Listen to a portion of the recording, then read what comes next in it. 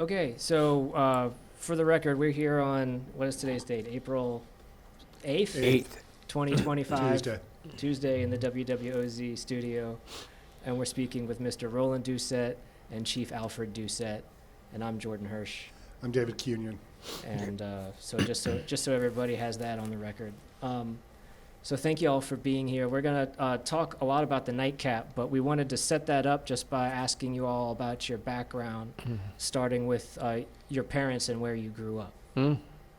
If you could tell us that. Well, Alfred's my big brother, because we come from a family of 9, 1 girl and 8 boys, and Alfred's number 4.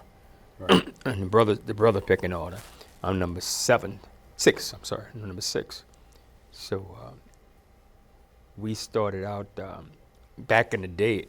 Alfred and my brother Sterling, who's not here today, is involved in racing. Alfred's always been involved with automobiles and drag racing and things of that nature. And so Sterling was into the hot rod game as well. And Alfred used to drive the cars. So those two, they meshed real well because they had the same philosophy about what they wanted to do. You know, they both loved cars. I came a little bit after that, but the bottom line is they was controlling that at the time. And Alfred made a name for himself on the street, drag racing. You know, he used to call me the butcher. Yeah. I used to put it on, bro. Oh, I mean, they come from Metairie, Baton Rouge, Slidell, to race the butcher. And one night we tricked some guys. Some guys came from Slidell, and we raced anybody but the butcher. So I got in the back. And Leroy, they said, the black vet is prime. And I said, there it is over there. Talk about Leroy's vet. Well, we want to race that one. We want to race anybody else that want to race, but we don't want to race the butcher. So what about that one over there? It's half prime. I said, well, we'll race that. I said, well, how much do you want to race for? 500. All right. So I said, I got to change my spark plug. All right. Meet us at the racing spot. Back in the night war. Went out there, changed my spark plug. Drove the car back there. Lined up. Run away from me. Said, man, he said, I found out you the butcher. I said, yeah, I'm the butcher. Carved them up? You know, life isn't good to me and my brothers, me and my family. Can I ask you, what street? Huh? What street in the Ninth Ward did you do the races? It was on. It was right behind the post office. Was Almanassa for one? No. We raced on Almanassa, but where I beat that yellow truck was right behind the post office in the Ninth Ward, Louisa, okay. Louisa Street. Okay. And you know, back in the day, you know, we had to find a spot, and we had a lot of people try to follow us. So we tell them we're going over here, and we would go over there, but they didn't go for that. We had a man. I remember one night we was racing on Chef Highway by the White Kitchen, and we lined up, and here come the police. Police pulled up.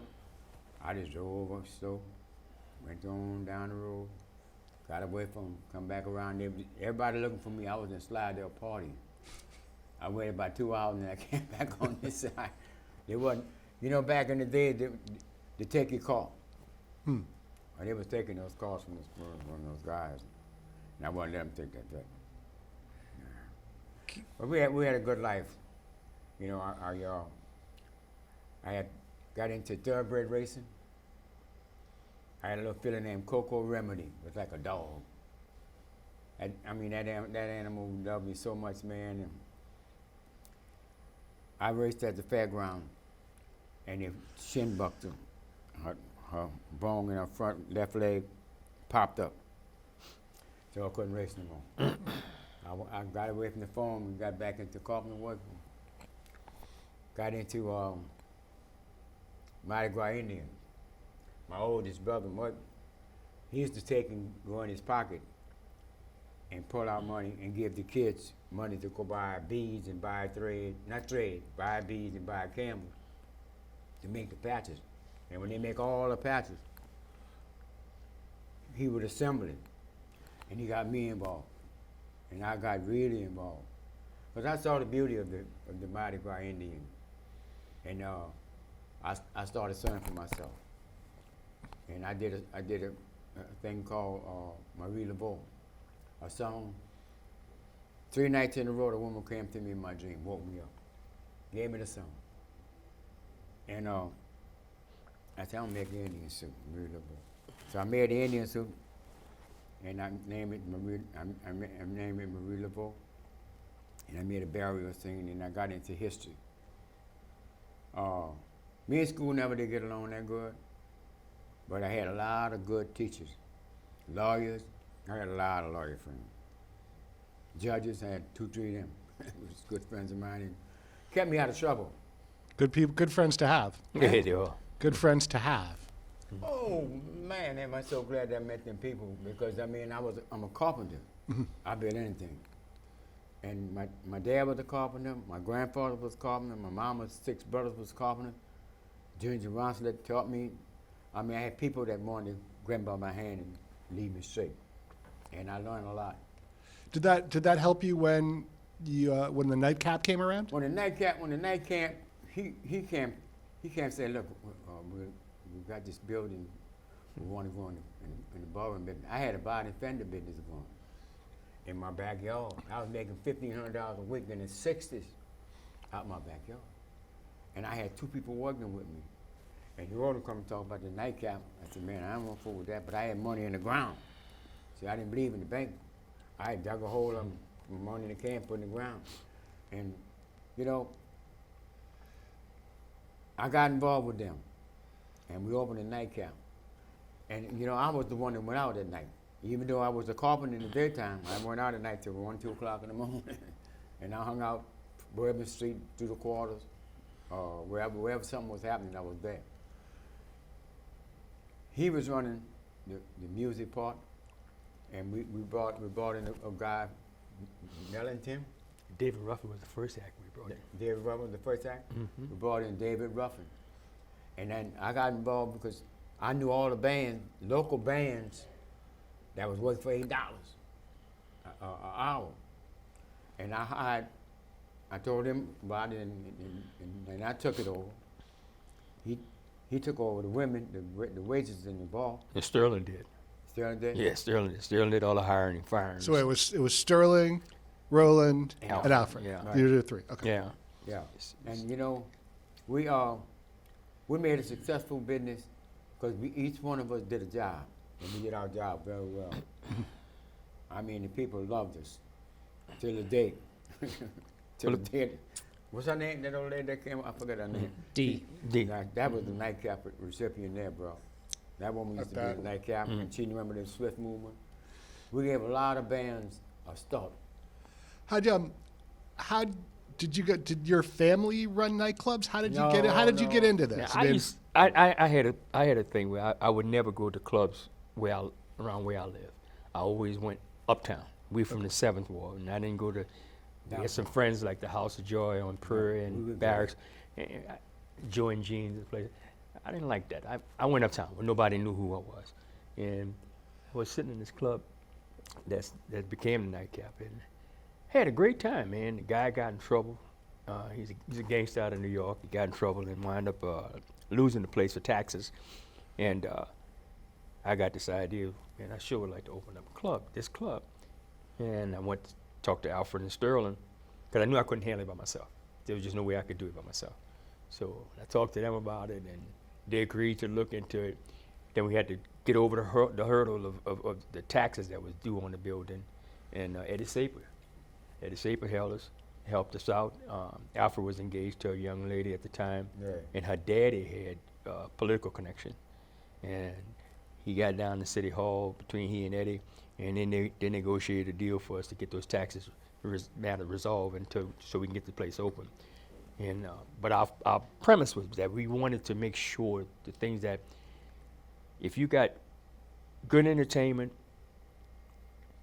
pretty women, you're gonna make some money. Yeah. And we did that. We had them.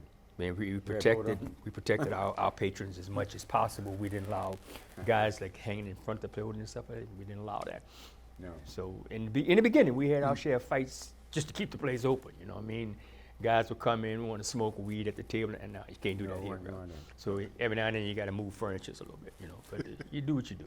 Wait, so let me ask you this. So my understanding is that there was a couple last name of Broderay that Battery, Elliot Battery. Yeah. Yeah. So my understanding was that they had a place called the Nite Cap on North Claiborne downtown, and then they moved it to Louisiana That's and right. Carondelet. So when do y'all intersect with them? Battery owned the equipment.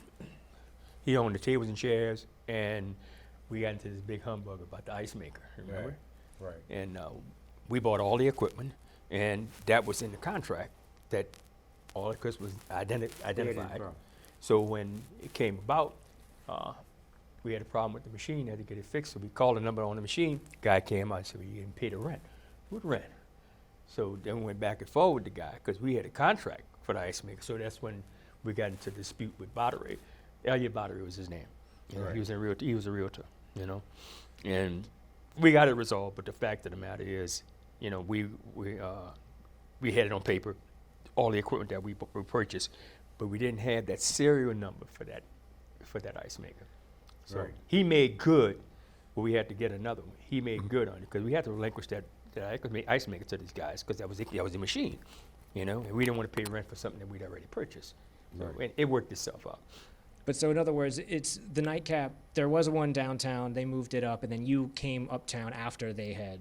Right. We got it. It wasn't a Nite Cap when we got it. We Right. changed. We made the name Nite Cap when we got it, but Elliot did have the Nite Cap downtown Right. originally. Yeah. Is that the one on Salmon, Alfred? No. The first cap was on Claiborne, and the first cap was on Salmon, and the Salmon. second cap was on Claiborne, and the third cap was on Louisiana Avenue.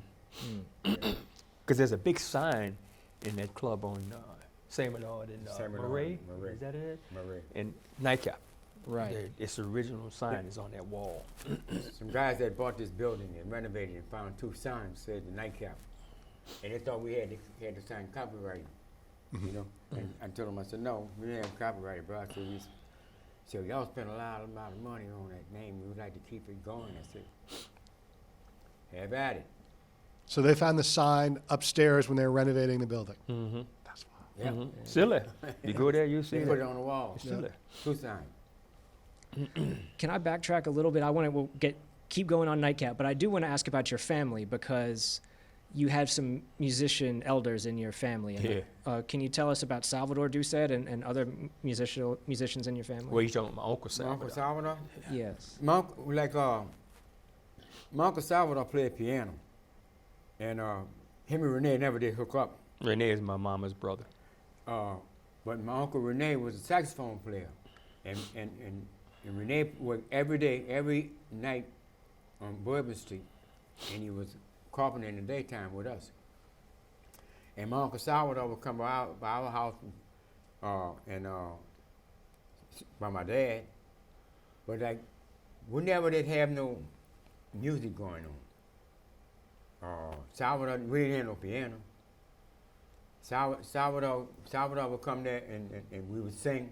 They gave us combs, plastic with wax paper, blowing make music. That's how we entertained ourselves with my Uncle Salvador.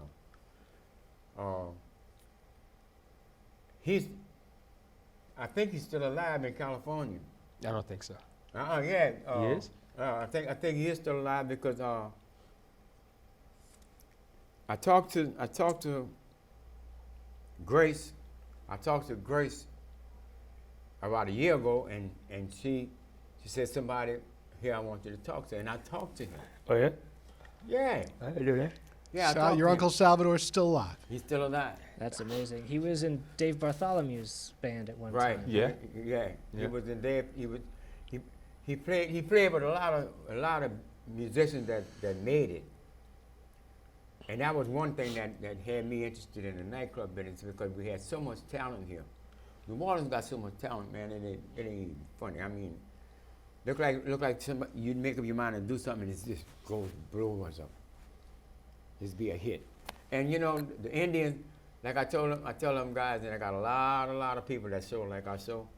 And I tell a lot of people, I say, you know, this is art. One day, somebody might recognize that and take you out together. And that's what they do. They sew. You all heard of Fats Domino, right? Now his son. Oh yeah, I've heard of him. His sons were very talented, especially Anatole. Anatole and I were very good friends, and they were very talented. But they never went. They didn't want to be like your dad in the limelight. They was always behind the scenes Right, type guys. still that way. But they were good, very good. So you look at the amount of people like I remembered Trombone Shorty when that horn was. I was telling you, the horn was taller than him. You know, they all out there trimming. These kids, they play from ear. You know, and most of them are still in that area right now. Play from ear. You know, they don't read and write music, but they play from ear, and they're talented. There's a gifted, talented groups that come right out of the whole New Orleans general population. And I listen at when Alfred and them is doing the Mardi Gras Indian chants and stuff like that, and you listen at these guys, and I'm not into it, but I listen at it because I like the music. And I listen at what they're doing, how they perform, and there's some gifted kids. They really are. And I mean, they can barely walk, you know, really. Trombone Shorty. I remember when he was 5 years old with James Andrews, following behind James. James let him write, his oldest brother. Yeah. And look what he is today. You know, we got a lot of talent in New Orleans is not really being appreciated. The musician is not being appreciated for what they're doing. You know, they're not being paid. Bourbon Street needed club. Well, they tell me City Hall just gave a $200 raise to the musician, to the bands, Bourbon Street bands and club bands. But $200, I mean, it sounds like a lot of money, but it's not a lot. Not of any money. money at all. Look, we were hard pressed to get $5 on the door for the meters. Right. You know, and that was Zigaboo, Joseph Nosentelli, Art Neville, and George Porter. And we'd have a $5 cover charge on the door. We had to pay these guys, right? And oh man, I pay that man. I saw Leo the other day, bro. I ran by his mama's house. Yeah, but I gotta pay these guys, man. You know. But then when they jump on a plane and go to Europe, they're treated like the Beatles or somebody getting off the plane. You know what I'm saying? But here locally, it's a different story. It's a different story. And I felt bad because we could only pay what we could collect. You know, if we couldn't make enough money to pay, then I can't hire you. But so people like Willie Tee, Willie Tee, the Deacon John. Brothers, Deacon John, Now Deacon John used to play psychedelic music years ago. Cool Enterprise. Oh yeah, didn't he dress up like a hippie or something like that? He was a hippie. Oh yeah. He was a Remind me hippie. of that. Deke played, Yeah, Deke. when you wanted to hear psychedelic music, the Hendrix style music, that was Deke. That was On Deke. Thursday night, college night. And we'd have so many people in that club. We had at least 1,000 people Yeah. trying to get into You that have to club. open doors and people be on the neutral ground and you can almost, like you were almost inside. That's how Right. loud it was. I mean, we'd come out there that night with a headache, man, you know. But Deke he's a hell of a guitar player. Yeah. And then we had one of the first acts that we brought in was, like I said, was David Ruffin. That was our first national act. And fooled around there with him and David running the street with Alfred. Right. And I think he got there like he started on a Thursday night. By Saturday night, the man was hoarse. He could barely sing. You know, you can't run with Alfred, man, because Alfred run them streets. You know, he'll kill you down the I streets. was out there. Yeah. Not if you got to sing the next day, kind of Yeah, thing. I mean, come on, man, let this guy go. And then I think we went from there. We went to Joe Tex and Joe Tex, we had Manhattans, the the Manhattans. Manhattans, Millie Jackson. Bobby Womack. Probably Womack. But the lady that you just talked to a little minute ago, and she brought up a group that we had. It was a local group that went to Detroit, made a name for themselves. Swiss Movement. Oh, the Swiss Movement. Yeah. Yeah, can you tell us more? I want to learn more about Swiss Movement. Can you tell me who was in that group and what their sound was like? Oh, it was fantastic. They were picked up by the Temptations, I think. They were just like the Temp. There was so close to the Temptations. That's why the Temptations picked them up. They had three women sing with them, Quiet Elegance, and they had a hell of a show. Yeah, one of the girls that was with that Quiet Elegance group was Martha Reed's sister, Lois Reed, and she was one of the background singers. I think the girl with lead singer was a girl named Frankie. You remember Frankie's last name? Right? Frankie, with the Quiet Elegance. What was her last name? You remember? Gary, Frankie Gary. Frankie Gary, yeah. And those three girls, they complimented the guys, Yeah. but because the guys were from here originally, whenever we booked these guys, look, man, we had a contract with the OJs, and for 4 nights, Yeah. and OJs hadn't had a record since the record had them, and I had to call them because Sterling and Alfred said, "Look, man, we can't lose no money right now. We got to bring somebody that's going to draw a crowd." So I had to call Eddie Levert and cancel him because we booked the Swiss Movement. Right. You know, and Eddie told me, he said, "Man, we got a record coming out, followed by an album," and he said, "He's gonna put us back on our feet." Well, everybody tells you that when they're trying to get some work, right? Man, that's why I hate the Ship Ahoy album, because the Backstabbers came out. Yeah. I hate that song. I really do. Every time I think about it, man, the man begged me, he said, "Roland," he said, "we'll do 5 nights for the same money." You know, I said, "Man, I can't. You know, I just can't." And we brought the Swiss Movement. Swiss Movement packed the house. Every time they came here, they packed the house. And that's what we needed. So we were taking a chance on the OJs, but they hadn't had a record in so long. And so when the Swiss Movement became available, I backed out the contract. That was the biggest mistake I ever made as far as that club was concerned. We would have had Eddie Levert and the OJs in there. And then they ended up writing the song Backstabbers about you. Yeah, exactly. Exactly. Maybe why they retitled it. No, we had some fun with some of the entertainers that was in there that were recognized only by coming to the club. They had no name. The group that we brought in, my job was to, Alfred dealt with the entertainment, but my job was to sign these people. Because like we had the Shy Lights. Right. I had to go to Chicago, I think, to get them signed. And then we had, what's the guys that I went to Detroit with to get Harold Melvin and the Blue Notes. Oh, right. You know, so my job was to fly out and get these contracts signed and everything. And Alfred, if I can keep the entertainers away from him, you know, we were okay. But if they hang with him, I mean, we shooting the dice in terms of whether they're going to be able to perform, you know. So let's, just to set the stage a little bit. So y'all take over the club in 1971, is that right? Thanksgiving night. Okay, and so do you remember your opening night? Yeah. I remember when we opened that club, everybody that knew us and was related to us, they would come to the side door. Right. Call Alfred, call Sterling, call Roland. They weren't coming to that front door. No. That's where the cover charge was.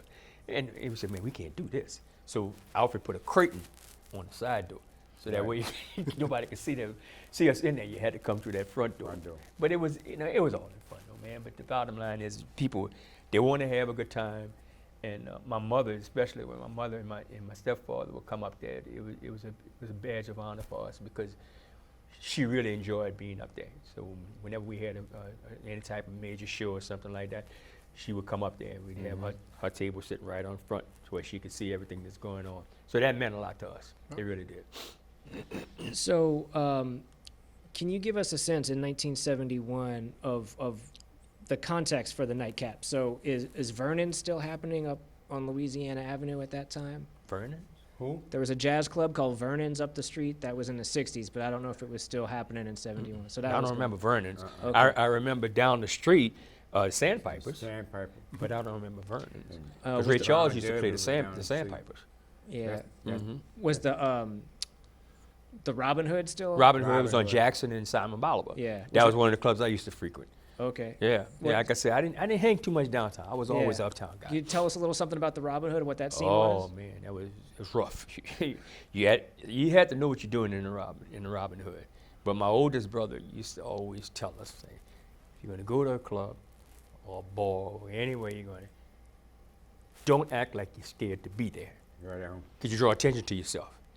And Robin Hood was not a place you wanted to draw attention to yourself. But they had their share of problems at that club, you know. And Robin Hood was one. Like I said, Sandpiper was up there. one. Yeah. Then of course you had Masons on Mason, on Mason Strip. Las Vegas Strip was. Now we had the Nite Cap, but we outdid Mason. Mason had about 6 clubs on Claiborne Street, and we outdid him. Every night that we opened, we had 1,000 or better trying to get into that club. I was standing at the door one night with collecting money, and y'all keep this couple stars on the door across the Mason. I said, yep. No more jackets gonna get stolen. No more drinks gonna be stolen off the table. But that's what we had. We had a sneak thief. And he used to put the jacket on the cup, go dance, come back, your jacket be gone. We got rid of that, the cover charge. Yeah, the cover charge got rid of it. So yeah, it sounds like in the early '70s, Uptown, Nite Cap was kind of the spot. Jordan, if you weren't coming to the Nite Cap, you weren't like I was going to another club and I happened to pass the Nite Cap. If you came to the Nite Cap, you were specifically coming to the Nite Cap because it was off the beaten path, except for the Sandpipers, which was 2 blocks down the block, you know. But if you were going up to Uptown to the Nite Cap, that's the way I intended to go. And it wasn't like I was going to Mason's and I stopped by, you know. No.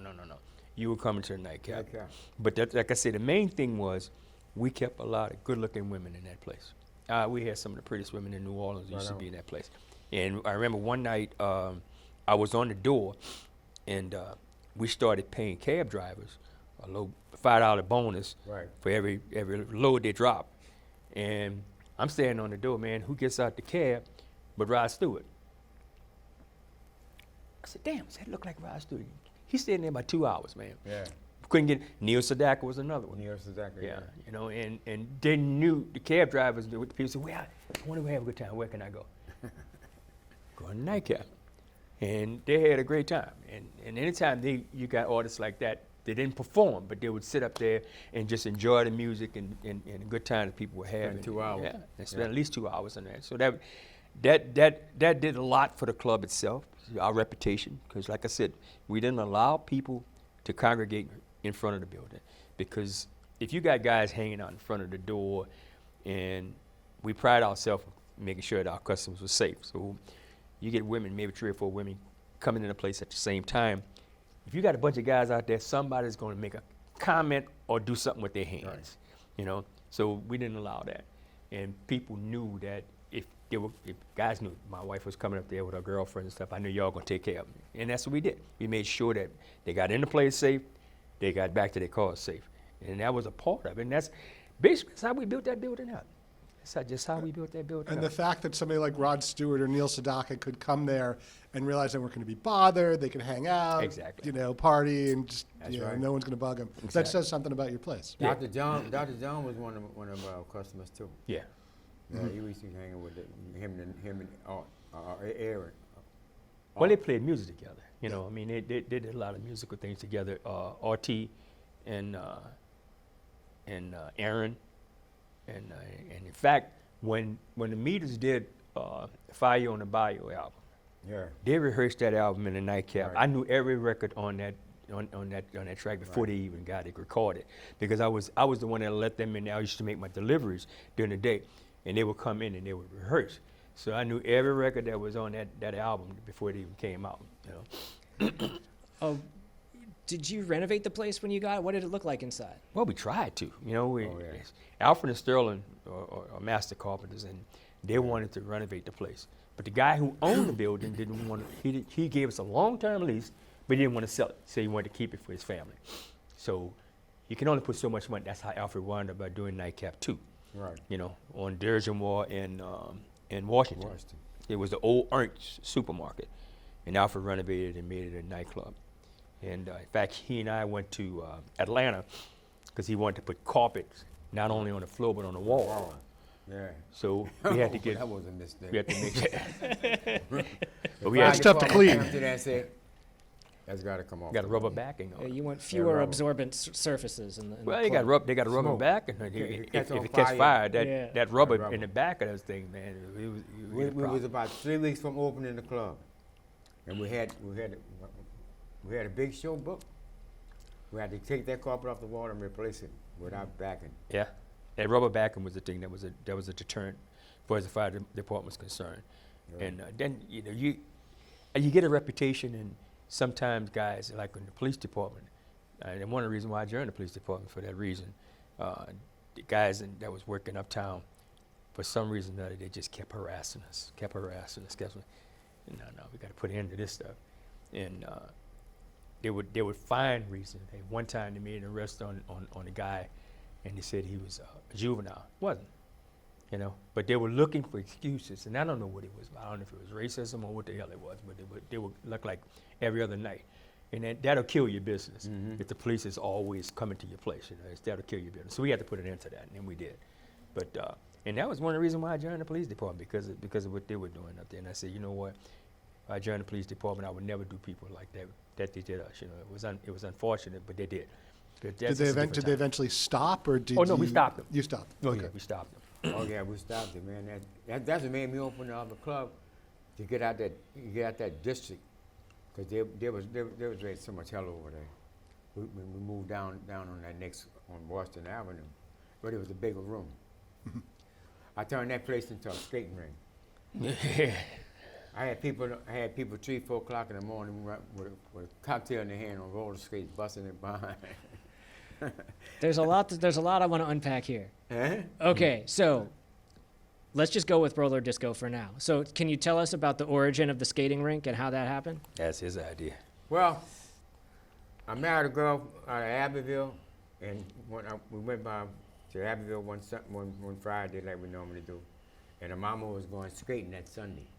And I said, I'm going to come with you, because me and my cousin, Rob Doucette, was a ringmasters when he used to bring the skating ring to New Orleans and set it up on AP Turo and Johnson by that big lot. And I had a friend of mine named Michael. He was an electrician. He had a pipe bender. And I was in a race car, and I said, Michael got a pipe bender, put a red around the wall, sand the floor down, make a skating rink. I told him about it. He said, yeah. White girl named Susan had a she leased out skates in the daytime. I would go get them at 7 o'clock at night, pay $150, bring them back to her. It's 5 o'clock the next evening. I got her skates. I rent them for $3, and I had people around the club skating. But I built. You see that Saturday Night Fever with that dance floor? Yeah. I built that dance floor. I lit up dance floor. We had live entertainment then. And then disco came through. And when disco came through, that's what made me go to the skating rink. When the disco came through, because I took the floor out, sand out, cut the concrete down. We rent them skates, and we had it going on. How long did you do that for? About 2 years. When the bands had fell off. Yeah. I mean, Disco bands- was the thing. Huh? Disco was the thing. Yeah. We're talking disco- late 70s? Huh? Yeah. Late 70s? Yeah. Late 70s, yeah. Late 70s, disco basically. Early- Donna Summers early and them, 80s. when they came on the scene, and everything was disco this, disco that. So the bands, you couldn't demand a certain amount on the door, because the disco people go where people are. Right. If they come to the door don't see and nobody? you can have the best entertainers on the stage, and they're peeping there and don't see a lot of people, I'm gone. gone. But Yeah. they go where people are. So wherever people are, they're coming. The music could be horrible, but if everybody's in there, they want to be there. And that was the deal when we started losing live entertainment, because they couldn't draw the crowd that we needed. Right. So I've always had the attitude, if you were that good, take the door. And in fact, one of the guys that worked for us, Willie Tee, Willie Turpington, we used to pay Willie Tee on Wednesday nights. Cooling Five was on Wednesday. We're talking about when Willie Tee took over college. I took over Gong Show. Oh, yeah. Yeah, we started. He was on a Wednesday night, and I remember one night it was pouring down raining. It was cold as hell. So I went to him and I said, Willie, I said, man, I said, only us and the waitresses in here, man. Nobody's gonna come in here. I said, can you give me a break? And he said, no, man. He said, I gotta pay my guys, you know. Okay, I paid him. So the next week, we started the gong show. Gong show. And they had about maybe 50, 60 people in the place. 3 weeks later, almost 500 people in the place. Right. And it grew. It grew. Was that Bobby Marchand's gong show? No, no. We started our own gong show. Cool Enterprise. Yeah. That was the band that I was handling. I was handling 7 different bands, and I was booking them around, you know, Baton Rouge, Lafayette. But we had Cool Enterprise on a Wednesday night with a talent show. But boy, people got up there and did some stuff. You know, everybody think they're tone deaf. Most people are tone deaf. Right. They think they Trying to like get that. that- I sound good. Yeah, you sound Right, good. right. And we would encourage that. Tell me the most memorable thing that someone did at the talent show. Oh God. Huh? Tell me something memorable that someone did for the talent show. We had you see that they had a little boy named Philip. Philip was a tall, slim black boy, and nobody would fool with Philip. Philip standing around by himself, all by himself the whole time he'd be in the neck. And one night Philip got on the dance floor, and Philip was doing one of them numbers, and next thing you know, see somebody else down on the dance floor. Then next thing you know, they had a whole line of them. And he went to California, and he saw them do. It wasn't a line dance. It wasn't what do you call that? Not the line dance. I know what you're talking about. I'll think of the name of it. I'll think of it. He saw doing similar to that. So nobody would be bothered with this boy. Nobody would bother him. I was about his best friend. And he started that line dance, but there's another name for it. And then the line dance was developed. But that crowd of people doing the same thing at the same time, that was started at the Nite Cap. You know, Can't call it quite a few places opened, started their own talent night, or gong show, whatever you want to call it. But if you do it, and you're the first one to do it, and you do it correctly, oh yeah, it was all right, but it wasn't like the Cap. You know, if you do it and you do it right the first time, Yeah. people are going to come back to where it originally started. And it's the funniest thing. Zigaboo was with the Mays at the time, and Zigaboo started doing the MC for us for the talent show. And by Zigaboo being on the drums, and you get these singers up there that was tone deaf as you. And Zig will make it worse because he's falling off the drums and he's Right. kicking the drums off. They're like, oh, come on, man. But people, they were so entertained with that. And between that gong show or talent night, we call it talent night, but between that talent night and Deacon John with that college night on Thursdays, Yeah. those were they were bigger weekends for us. I mean, they were packed. The building. We had Loyola students coming to the club for Deacon John. We that was the first integrated set we ever had in New Orleans. College kids from white school was coming for the meetings, and then they started coming for Deacon Jones on a Thursday. But the Nite Cap gave so many people a lift. The Neville Brothers, Chocolate Milk, Baptiste Brothers, all them boys work for us. And all them guys is successful today. I mean, they didn't fall to the wayside. All of them is successful today.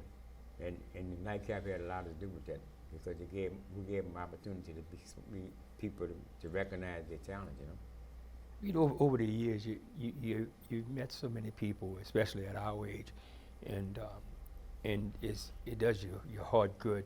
People come up to you and tell you that they had the best time in their life when they used to come to the Cap. It means a lot, you know. Yeah, it does. And like that lady told Alfred today, she said she had some of the best time she ever had was at the Nite Cap. And we run into these people on a consistent basis. And, we had just last month, we had over 100 people that commented about the Nite Cap online. Mhm. Yeah, Yeah. over 100 had a story about the Nite Cap.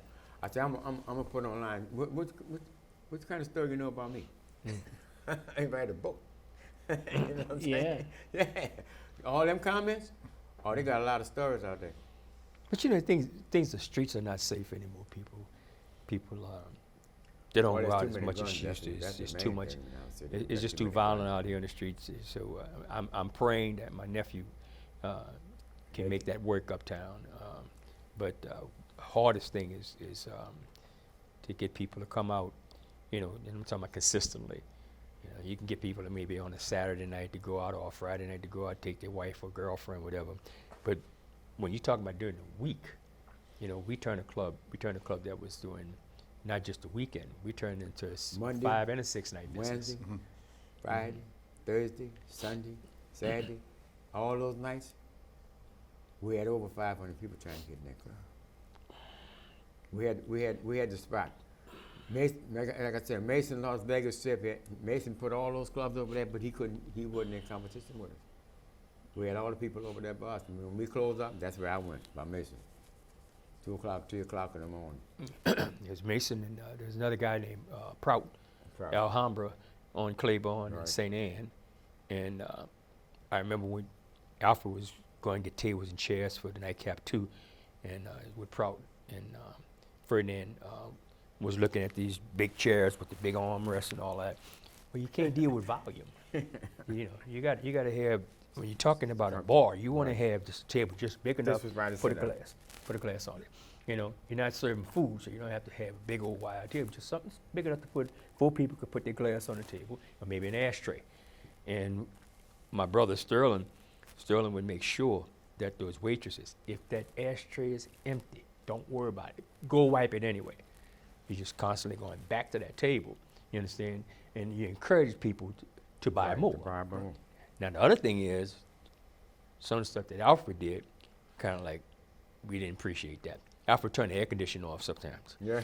You get hot, you get a drink. Man, we sweating like mules, and I'm like, what the hell going on? So I'm thinking somebody in the club was turning the air conditioner, because the thermostat was right by the jukebox. And I thought somebody was turning the thermostat off. It was him. That was me. His philosophy was, if they sweat a little bit, they'll buy a little bit more. I said, well, these women spend all that money on getting their hair fixed. They don't want to have their hair sweat, you know? But that's my brother's logic, you know? He's always thinking like, we need to do this, and that's going to do that. What was the crowd like? What was the audience like there? You said that later when Deacon John, that white university kids came, but what was your crowd like? Young, old, white, black? Not mixed. Uptown? It was mixed. It was mixed. Yeah, it was mixed. And It was mixed. I would say that the average age was, the one that we knew was age.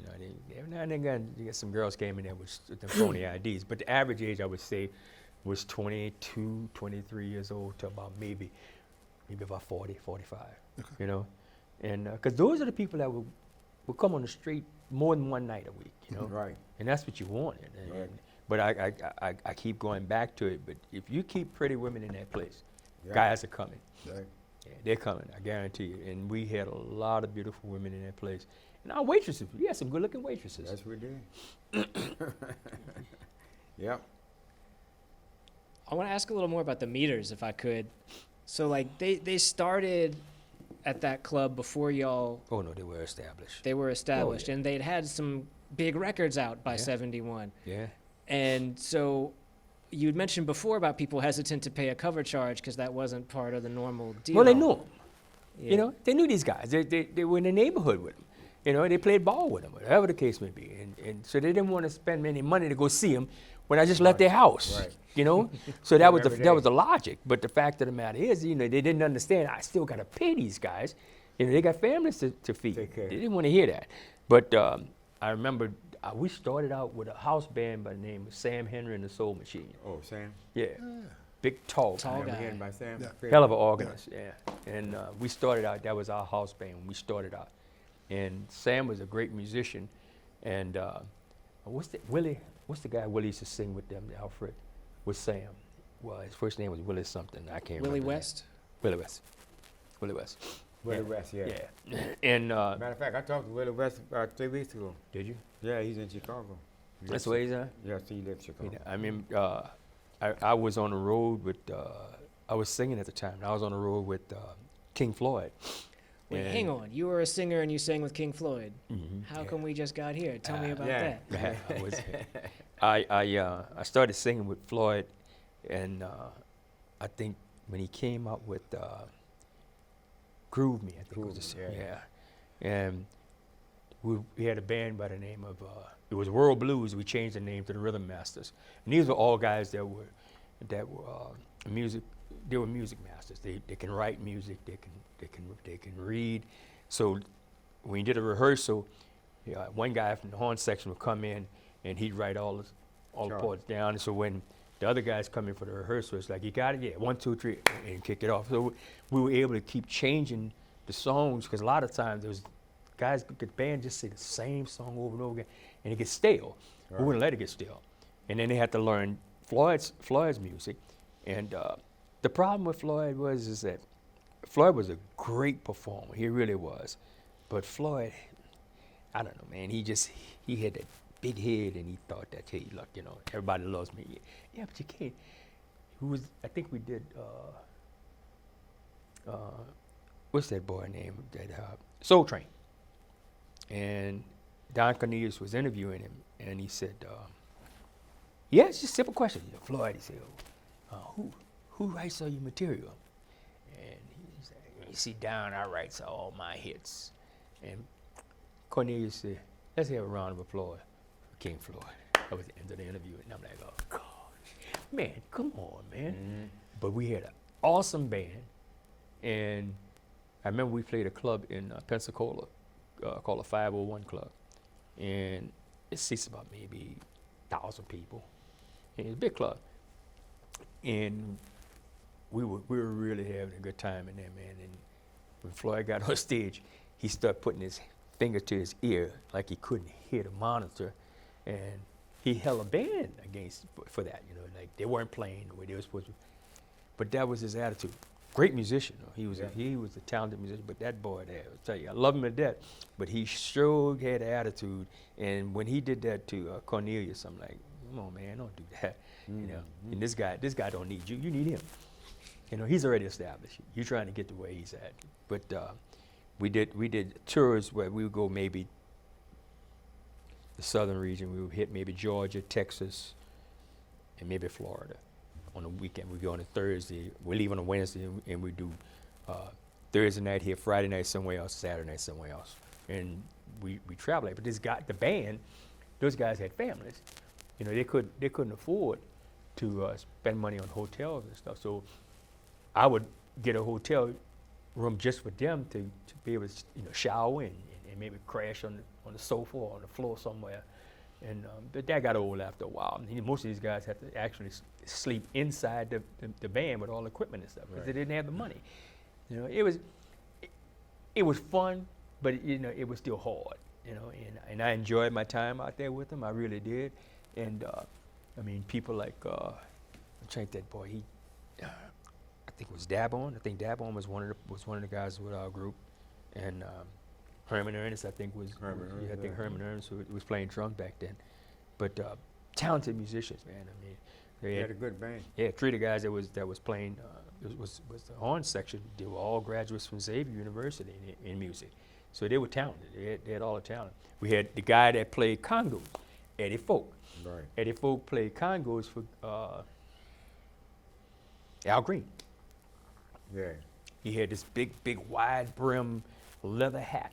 Right. His hands were like concrete, man. But that boy could play the Yeah. congos, man. Play them drums though. Mm-hmm. In fact, you talk about Congo players. That's Cyril Neville. Cyril's Oh, extremely yes, Cyril. talented percussionist. He really is. He is very, very talented, man. And to me, Cyril was always the one that was the driving force for the meters and then the Neville Brothers, because Cyril's gonna make you watch him. When he's on stage, he's definitely gonna make you watch him because he doesn't stay still. It's like he got his finger stuck in an electric socket somewhere because he's just all over the place. But he can play the congos and the drums. And I think that the song that they did, I'm trying to think of the name of that song that they did. They did all the Mizzou at the club too. Remember that? Yeah. Oh God, I can't call the name of that damn song now. But he and Aaron and RT, they had formed another group, and they got back together. I think Charles was still alive then. Yeah. Yeah, and so Charles came. Where did Charles come from? New York? Yeah. Yeah. I know Charles wasn't here when they first started at the Nite Cap, and then Charles joined them later, but that was after the meters busted up, and then the Neville Brothers took over then. Because if I'm not mistaken, Cyril used to perform with the meters every now and again. Yeah, We did. yeah. Can I ask about chocolate milk? Now, Did they have a regular night at the Nite Cap at some point? Yeah. well, yeah, that's Frank's the lead singer. Frank for was the lead Chocolate Milk. singer. Yeah, and Frank's still performing at the church functions and stuff like Yeah. that. Yeah, but a lot of those guys that was with Chocolate Milk, they went to California, didn't Yeah. they? Yeah, and they kind of like drifted away from New Orleans, and they come back for like jazz fest and stuff like that. They would come back in town and get back together. But that's a group they should have made it big time. Were they? They should. They had should have some made good it big music. time. You know, and you, But a lot of musicians, like I said, they was just pushed back. They wasn't handled right. I mean, they got a lot of musicians that's got good music that just got music. There's a lot of Indians that make beautiful Indians. So, you know, a guy named Dow had his Indian suit at the museum by the Right. downtown, and somebody took a magazine took a picture of it. Didn't ask no permission, just took a picture and was selling the picture. Well, he didn't know Dow was a lawyer, and Dow sued him. And Dow called me up and told me, said, Chief, he said, look, he said, we got a lawsuit going on. I said, what kind of lawsuit? For who? Who was suing? And he told me about it, you know. And Indian people the culture in New Orleans is not being recognized the way it should be recognized. well, that's what really sells New Orleans is the culture. Yeah. You know, people think that if this culture goes away, this city's dead. You know, because if you go to any second line, you know, people come here to see that, want to be a part of Part that. of that second You know, line. and you're on Claiborne Avenue on any given Saturday or Sunday evening, and especially if they got something like Super Sunday or something like that Right. going on, and you got mixed races of people out there all having a good time. Nobody's having a problem. You know, nobody's having a problem because the guys basically take over responsibility for what they put on. You know, but this city is. If you didn't know it before, Katrina opened a lot of people's eyes to what's important about New Orleans. Yeah. And it really did because a lot of the guys that were here and talented musicians and the like that were here, artists of all sorts, they went to Texas and places like that, and we were so glad to get them back because it's the flavor of New Orleans. It's what this city is all about. So that challenge, I've gone to various places around the country, and you're always ready to come home. You know, yeah, you want to come back home because there's nothing like this place. It really isn't. I think that's why we hosted 11 Super Bowls, because it's not only a close proximity to the dome with walking distance for basically anywhere you want to go, but it's the culture that's here.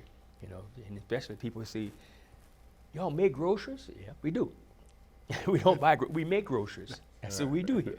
You know, that's a part of our culture. And things that we say, like the slang that we use, share and stuff like that. I mean, that's my daddy could speak Creole. My mother could speak Creole, and a lot of times they would talk and don't want you to know what they're saying. So they spoke in that broken French, Right. and we learned what they Right. were talking about. Because you want to know if you were behind, I was going to get ready to get whipped. So, you know, you wanted to make sure you knew what they were saying. Let me ask you, since we're talking about second lines and Indians, were there ever any Indian practices at the Nite Cap or second line stops there? Was the club ever part of No. any of that No. stuff? Too far uptown. No, Yeah. it's just that I got involved with after the Nite Cap. That was 84. 84, I got involved with my oldest brother. My oldest brother would buy supplies for the kids, and I got involved with that happened after the Nite Cap, the second line and all that. You know, we had none of that at the Nite Cap. That stuff is drying up now. 'Cause I mean, the skeleton man, you don't see that anymore. Well, yeah, no, he's still at the bone, man.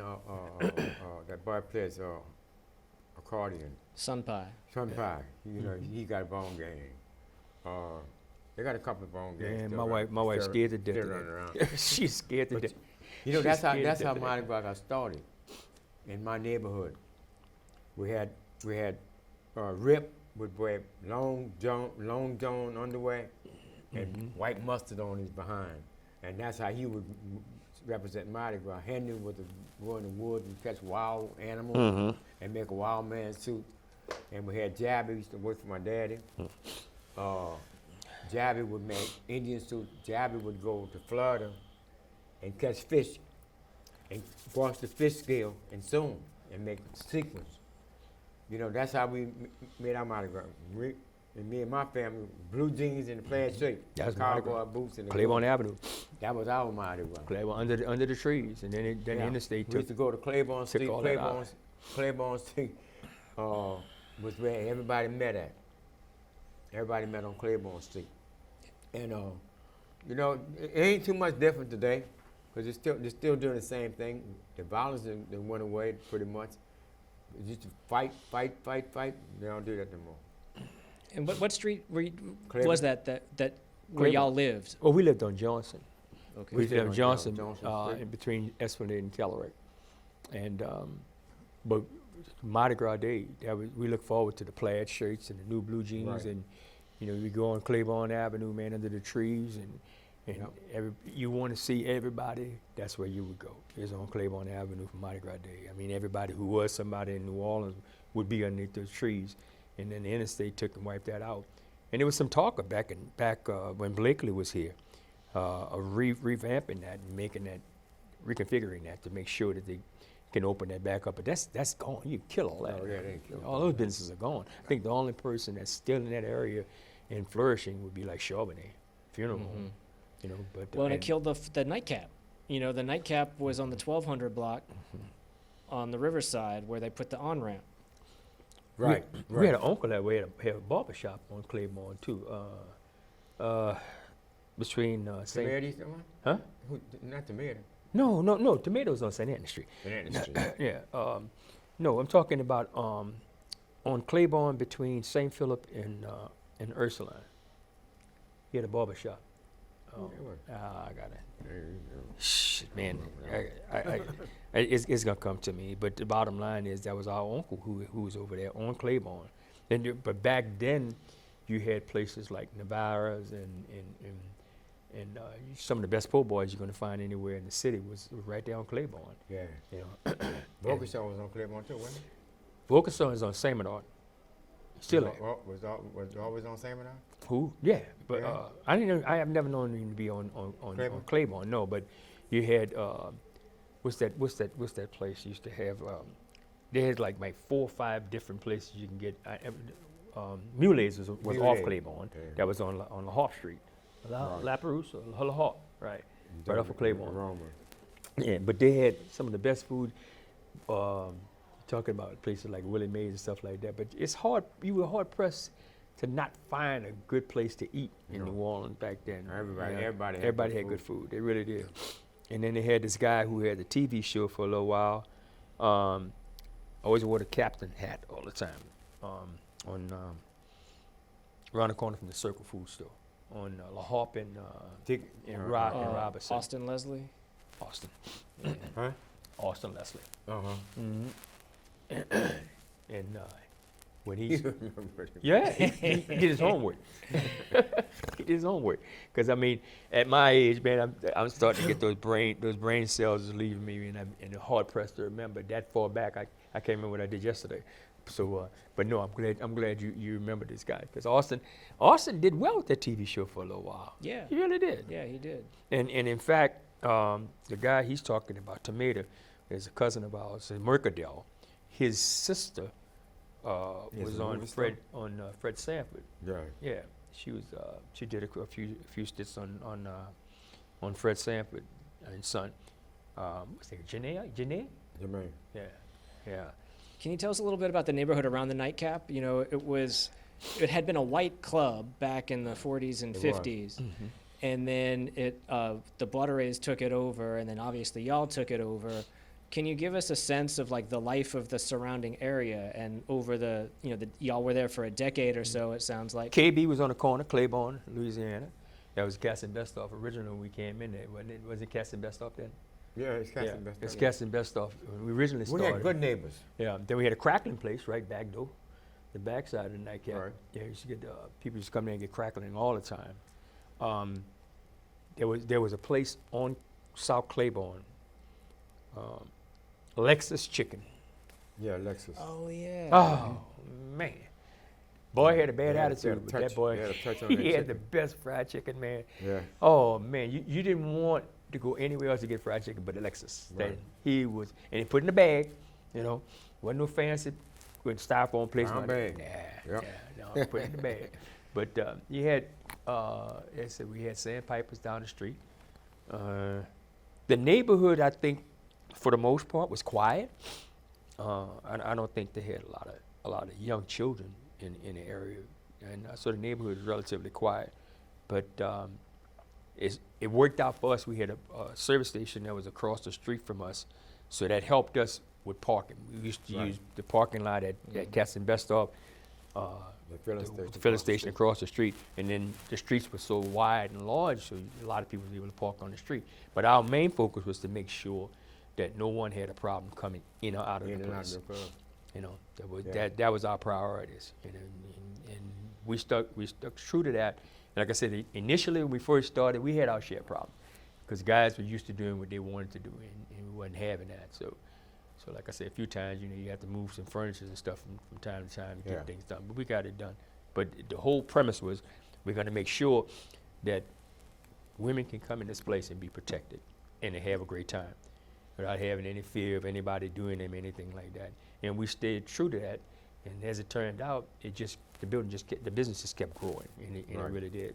Because I remember when we first started out, man, we used to, how much you got? I got $20. How much you got? $30. Just go around and get some quarters, and, just to get the doggone place open that night, So I remembered after about 2 years, when we really started, the place started really flourishing.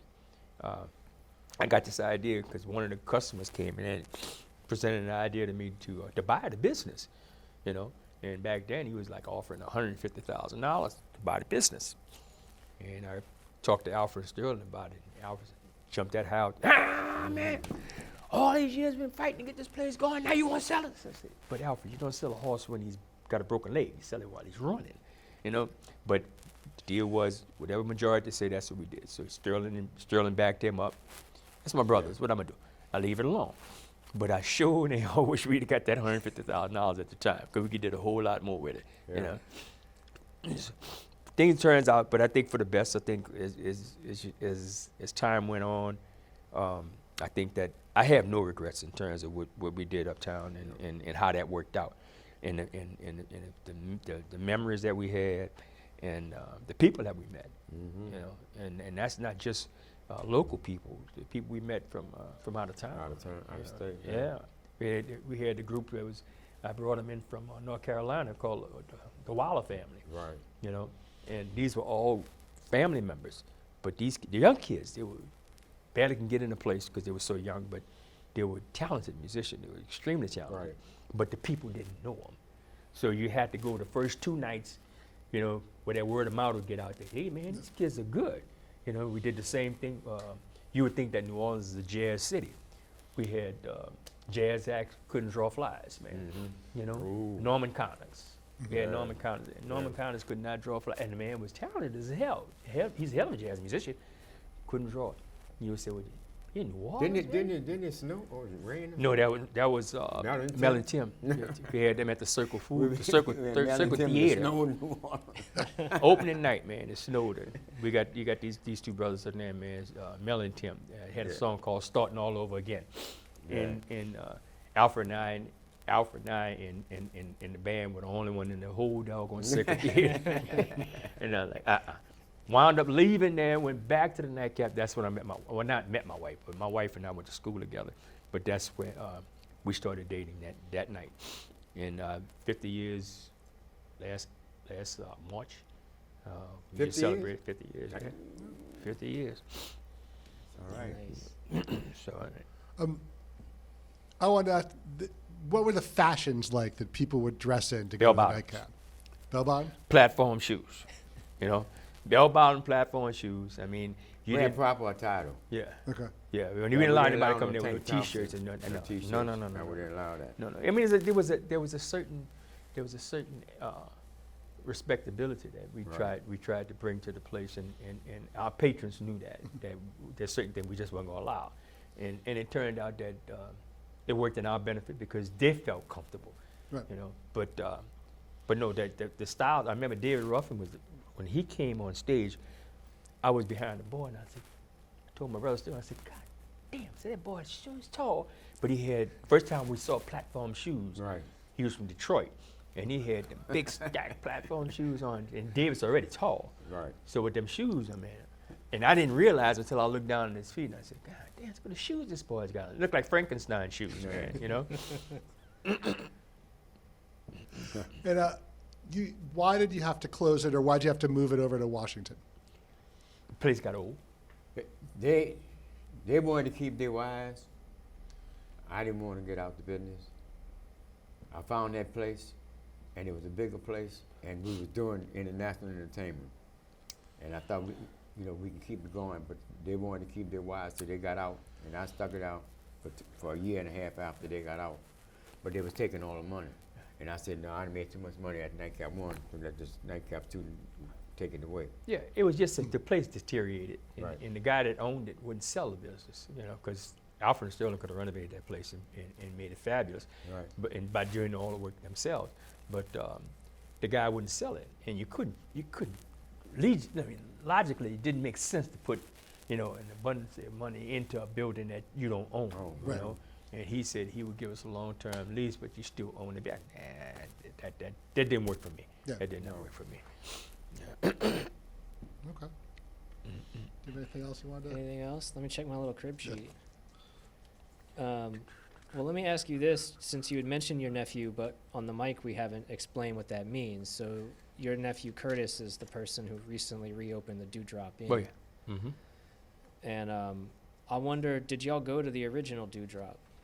I didn't. Huh? The original Dewdrop. I didn't go to. I never went. I went. I used to go to the. Yeah. When I closed the Nightcap, I passed by there and made me a pickup and then come up my business. You know, I went by Mason, but I went to Dewdrop first. Picked one of them old girls and went by Mason to hang out. But My first entrance into the Dewdrop was after my nephew got it, you know, and so I knew of it, but and to be honest with you, one of the hot spots back in the early 70s, late 60s was on Claiborne Avenue was Rustics and the Blue 8 yo, And, yeah. on Claiborne Avenue. I mean, it was like Blue 8 was about 3 or 4 bars that were just next to each other, but they were known to have, you know, good music, and was basically wasn't no live entertainment. No, it wasn't live. It was just like jukebox, but they had a good crowd that was in those places, and you felt comfortable in there, you know. So good, and that was the only place I would go downtown. The rest of my time, I was uptown somewhere around the Robin Hood, or they had a place on Washington and Barone that I spent a lot of time in. And then the guy Joe had what ultimately became the Nite Cap for us when he had the place. You know, he had a pretty good crowd in the place. But he's out of New York. A lot of people said he was gangster, and I don't know whether he was or not. But he didn't pay his bills. So when the place got in the rear with taxes, excuse me, Alfred, girlfriend, dad, was connected to some people in City Hall. That be that way what? Excuse me. Is there anything we haven't touched on that y'all would want to share? I don't think they covered everything. I mean, Well, what I like to say is that the musicians and the culture of New Orleans need to be more recognized than what it is, because it's the backbone of New Orleans. And like these guys, I done saw people sew Indian suits by candlelight. because you couldn't pay took the money for the lecture and paid for more beads to make it for Mardi Gras. I mean, they put a lot into making that happen, but they're not being recognized for it. I think they need to be recognized more. The band need to be recognized more. I made 2 songs. There wanted to be no party without us, and we're gonna second line all over town. And that's why I made those songs, trying to get more people involved in paying these people that got a job, got a family. You got an obligation. I got an obligation, but they're not being paid. And that's what I like to say about New Orleans. I like for New Orleans to recognize the musicians and the Indians and the culture more. But the realization is that they got so many people. It's not just in New Orleans, but they got other musicians that made it to the top, but never got the money for it. You know, somebody else, they got all these different organizations. A lot of them was connected to the mob, and they got the money, you know.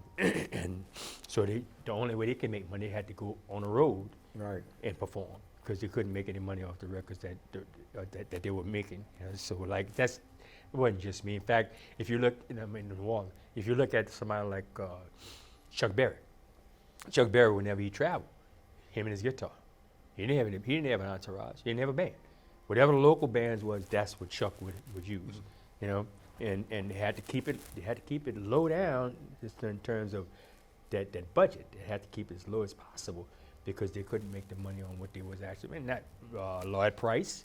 And you know, every now and again you listen at these guys do these podcasts, and they explain how how things was for them in terms of with BMI records and places like that, how they didn't make the money.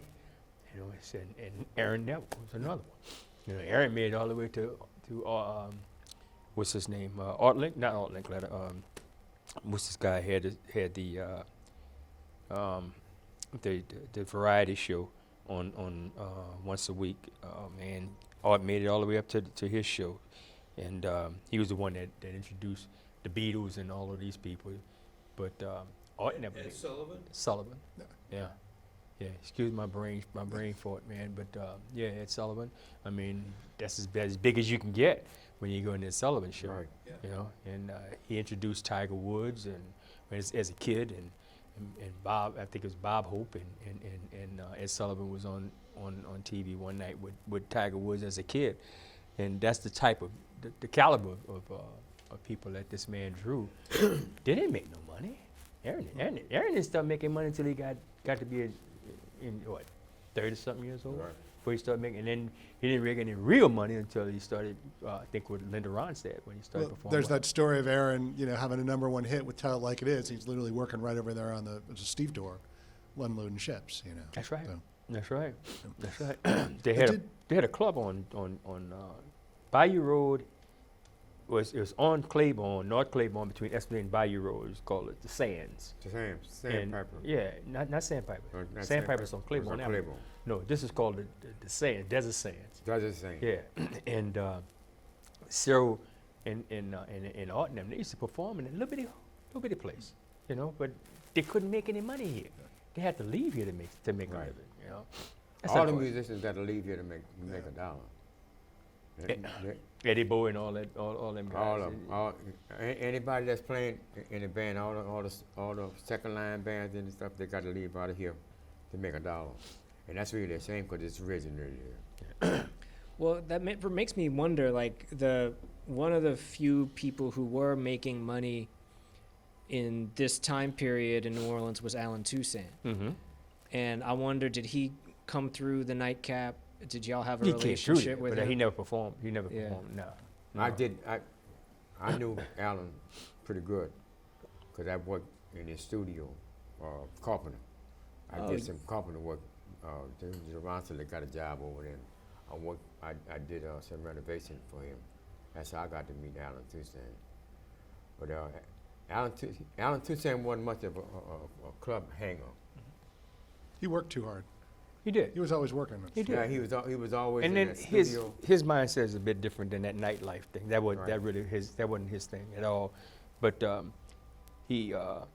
his mural is on the wall at that bar on corner of Claiborne Caloric. Caloric. Yeah. Right. Yeah. Yeah, he's got a beautiful mural on the wall. But he did a lot. You look at some of the music that he made for people like Glenn Campbell and stuff like that, Southern Nights and all that. It was all his talented, man. And that's what I think that's what Alfred's talking about. Yeah. We had so many talented people here, and have them still to the day, but they don't get recognized. They don't make the kind of money that they should be making, you know. And I don't know what's going to make that change to where people can actually make a living, because things are so crazy out here right now, man. I don't know what's going to happen in this country the way we're going. But as far as the nightclub, they have tried. Several people have tried to get us to get back into the nightclub business. I had one person offered me an opportunity to open a club, you know, and just run it for them, you know. Nah, not me. No, we really been there and done that. He likes the streets, but I'm done. I with the still hang streets. out, Yeah. but I don't want to hang out. I don't want to be in no club on. Yeah, when he want to go home, he want to go home. You know, when you're in the When I nightclub, get business, tired, I'm tired. you got to be there, because nobody watches your money better than you. You know? Alfred, I did have a question for you. A while back, when I was reading an article about the Nite Cap, there was a picture of you in front of it, and I was with a friend. A friend said, "You see, Big Chief Alfred." I said, "Yeah." I said, and he said, "That guy was the model for Superfly." Yeah. Tell me about. Is that true? Yeah. No. I mean, look. or were you just? Did that just No, kind I'm of glad came you brought around? that. You know, they got a lot of people used to say that he was copying off of Superfly, Superfly. but he Superfly was copied off of me. he Yeah. looked like that 20 years before Superfly even Okay. came about, man. But a lot of people thought that he was patting Ron O'Neal. Is that Right. Right on his you. name? Yeah, that is Superfly. And he's like, no. I've That's, been at it. So you were just doing When I that, was and racing it cars, came I together. started racing cars in 65. I started racing cars. That's when I started racing cars, and they called me Superfly back then because I was fast. I had good teachers, like I was telling you earlier. I had good teachers, bro. Paul Cayette said, "Anything you learn little and learn it well, be the best at it. Nobody can take it away from you." And that's what I capitalize on. guys, There's one way to do it. That's the right way. well, first of all, I want to thank y'all for giving us an opportunity to kind of great to talk to some you. of the stuff about Nite Cap days and just the our flavor of New Orleans. I mean, you could talk to maybe 25, 30 other people and they have a different take on what New Orleans means to them, but that's what New Orleans means to us. Yeah. You know, and as someone who came up in the 7th Ward, a lot of the people that I grew up with, they're gone. You know, Oh, yeah. and I'm for us, 84, it's still and I'm we still hanging in. I'm doing my thing. still hanging. Still But hanging. a lot of my friends that we come up with is gone, and they was Nite Cap people. They were Nite Cap people. Now they got their kids hanging at the Dewdrop because I was at Dewdrop. When was over there? The Dewdrop? Saturday. Yeah. Saturday. Saturday during the day. And I met Matinee. a woman that come from California that moved back down here. Told me about how much of a crush she had on me.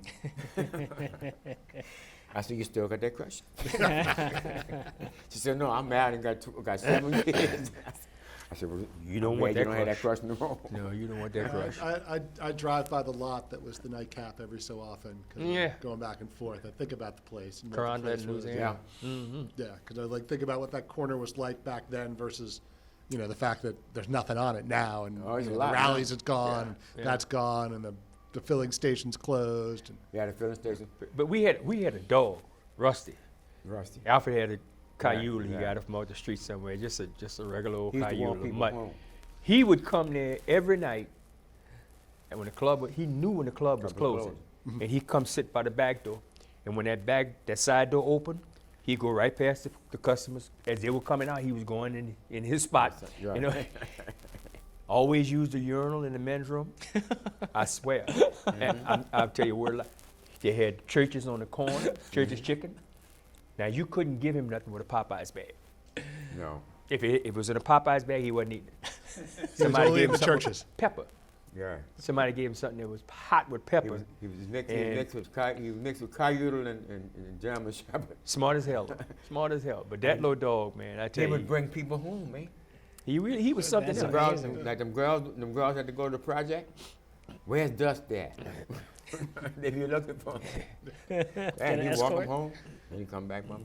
He's smart. I tell you, when that club would close, he'd be waiting by that back door, and when that back door opened, it's the side door on Carnival Street. Yeah. As people were walking out, he's walking right past them, going straight in the back in our storage room back there.